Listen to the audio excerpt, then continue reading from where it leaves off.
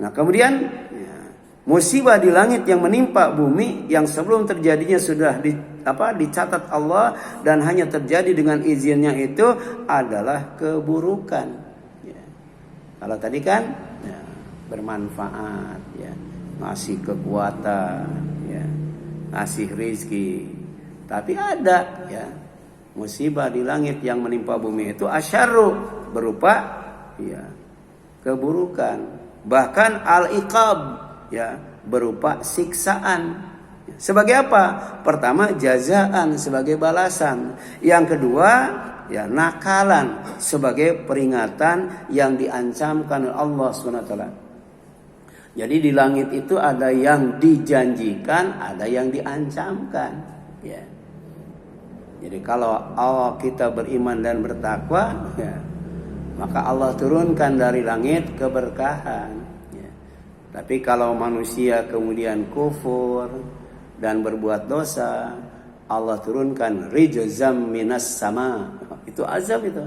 Ya, azab dari langit berupa apa? Berupa iqab, ya. Berupa ya, asyarru, ya, keburukan dan siksaan. Dan itu sejatinya Allah timpakan di bumi ini jazaan sebagai balasan. Ya. Kemudian ya, dan nakalan peringatan yang diancamkan. Ya. Ini nakalan itu sudah jadi bahasa Indonesia ya, nakal ya, nakal. Ya. Jadi karena nakal Allah peringatkan ya. Kalau nggak nakal nggak apa-apa. Ya. Cuman gara-gara nakal Allah ancam itu. Ancamnya dengan apa? Asyarru, dengan keburukan. Apalagi al-iqab. Ya. Contohnya ya fitnatun fil ardi. Ya. Allah timpakan kekacauan di bumi ini, tapi ternyata tidak berhenti sampai di sana. Wa fasadun kabir. Ya. Kerusakan yang sangat besar. Mana dalilnya bahwa di langit itu ada rizki? Kemudian Allah turunkan ke bumi ini. Ya. Wa fis sama, dan di langit itu kata Allah rizqukum, ada rizki buat kalian. Jadi yang ada di bumi itu cuma sedikit ya. Allah turunkan besi dari langit sedikit ya. Itu. Jadi kalau kita punya alat transportasi ya nggak perlu kita ya nyari rongsokan ya. Di langit banyak ya, besi itu banyak di langit ya. Yang namanya air lebih banyak lagi. Ya. Ya. Yang Allah turunkan di bumi air itu yang katanya sedikit dibandingkan dengan yang ada di bawah aras ya. Itu kata Harun Yahya bisa bikin gunung yang paling tinggi itu tenggelam ya. Ya. Makanya salah satu peristiwa kiamat itu wa idzal biharu fujirat. Semua air yang ada di mana? Di lautan Allah tsunamikan. Ketika peristiwa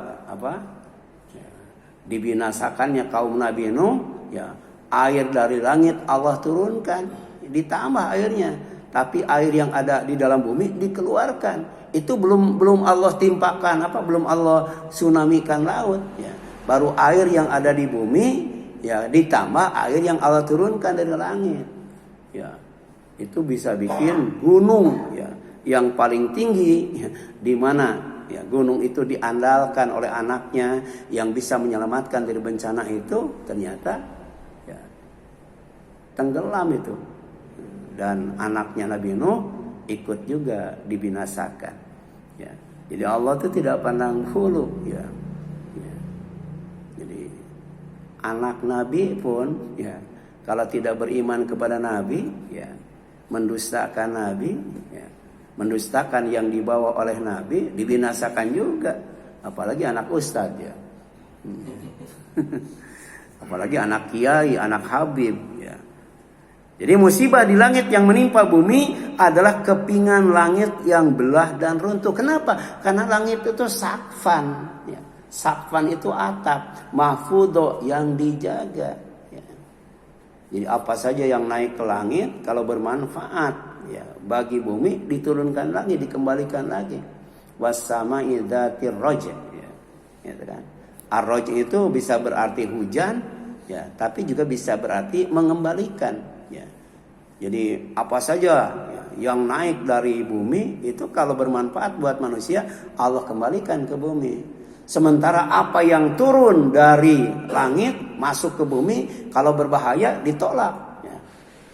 Nggak sampai tembus ke bumi. Sebab kalau tembus ke bumi, yang di bumi bakal binasa itu. Ya. Jadi tiap hari itu ya, mungkin berapa benda-benda langit yang akan masuk ke bumi tapi tidak bisa.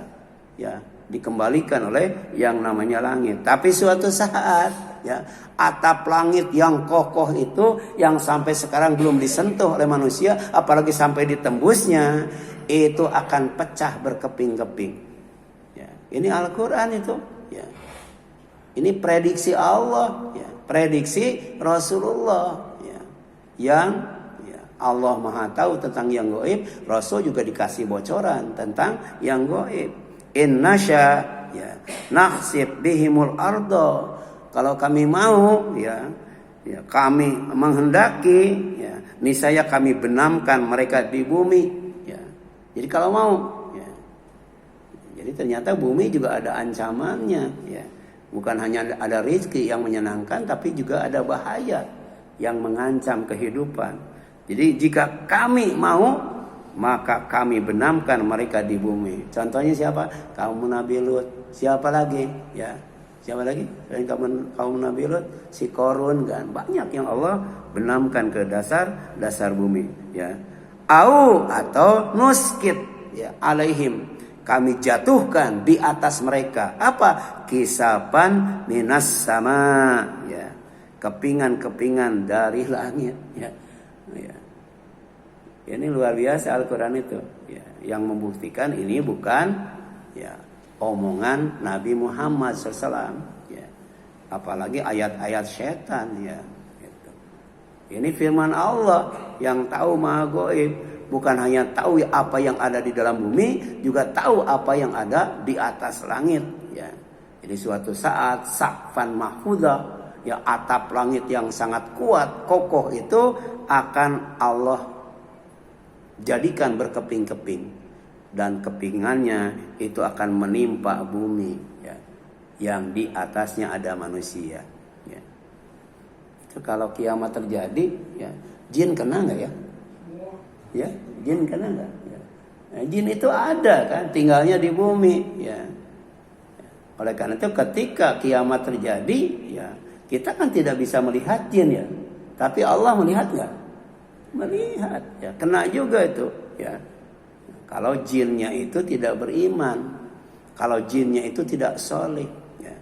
Makanya ketika berbicara tentang ketidaksolehan ya, gaya hidup yang tidak islami, Allah mengatakan wa ammal qasituna fakanu li jahannam hatoba ya. Orang yang menyimpang dari Islam itu akan kami jadikan kayu bakar api neraka jahanam. Itu berbicara tentang jin itu, bukan tentang manusia.